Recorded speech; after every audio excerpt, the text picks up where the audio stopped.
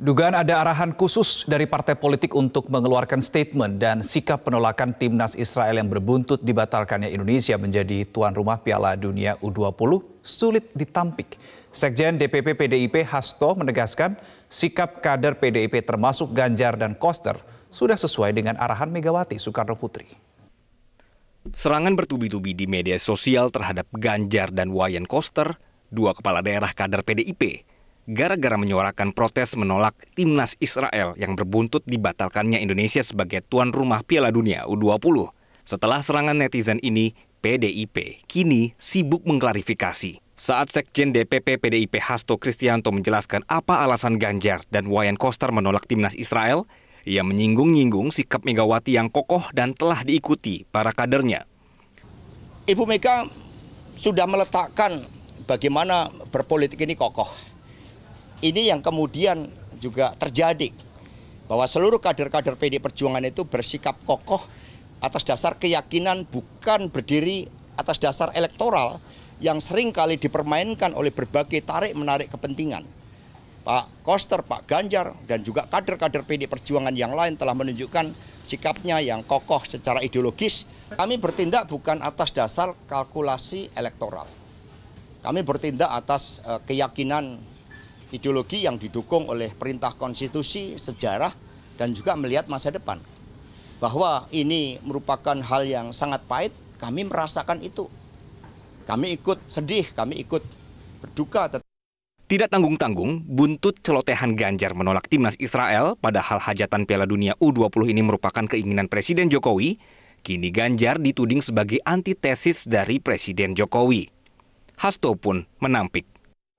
Antara Presiden Jokowi, kemudian Ibu Mega, Pak Koster, Pak Ganjar, kami semua dari kader partai itu senafas. Pak Jokowi saat itu mengambil keputusan, itu kan jauh ya pada tahun 2019. Dan tidak ada kalkulasi bahwa Israel akan ikut. Pak Ganjar bukan antitesa dari Pak Jokowi, tetapi karena Pak Jokowi mengambil sikap sebagai kepala negara, kepala pemerintahan, kami dukung sepenuhnya. Ganjar pun seperti lupa dan berkelit terkait suara penolakannya terhadap timnas Israel. Ia mengatakan hanya menginginkan dibentuknya co-host sehingga hanya Israel bermain di negara lain. Saya boleh sampaikan ada di awal-awal yang waktu itu saya berkomunikasi sebelum saya berstatement kepada seluruh kementerian termasuk PSSI adalah peluang-peluang umpama co-host. Ya, peluang-peluang umpama co-host.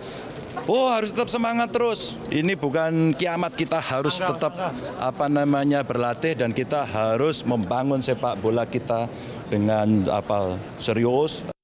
Sementara itu di Bali, komunitas peduli timnas sepak bola Indonesia Bali menuntut Gubernur Bali Wayan Koster dan Gubernur Jawa Tengah Ganjar Pranowo meminta maaf kepada masyarakat Indonesia. Dua orang kepala daerah inilah yang menjadi penyebab gagalnya Indonesia menjadi tuan rumah Piala Dunia U20. Aksi protes komunitas peduli timnas sepak bola Indonesia Bali ini dilakukan di gedung DPRD Bali.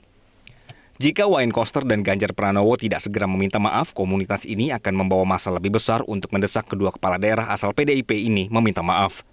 Kalau persoalan Ganjar Pranowo sama, kalau beliau bisa minta maaf akan lebih bagus. Kenapa saya fokus kepada Pak Wayan Koster? Karena saya orang Bali dan saya menganggap dari dua gubernur ini triggernya ada di Pak Wayan Koster. Karena beliau yang pertama kali ngirim surat kepada Menpora, padahal di sini ada drawing sehingga berakibat drawing batal. Di situ bedanya antara Ganjar sama Pak Koster gitu. Koordinator Save Our Soccer, Akmal Marhali, bahkan dengan tegas mengatakan jangan memilih partai politik para pihak yang menyebabkan batalnya Indonesia menjadi tuan rumah Piala Dunia U20. Tudingan politik ikut campur dalam hajatan Indonesia menjadi tuan rumah Piala Dunia U20 tampaknya sulit untuk dibantah. Mengingat dalam beberapa event olahraga yang digelar di Indonesia sebelumnya, kontingen Israel juga hadir sebagai peserta dan tanpa ada protes. Bahkan gelaran International Parliamentary Union di Bali pada tahun 2022 juga berlangsung tanpa ada protes.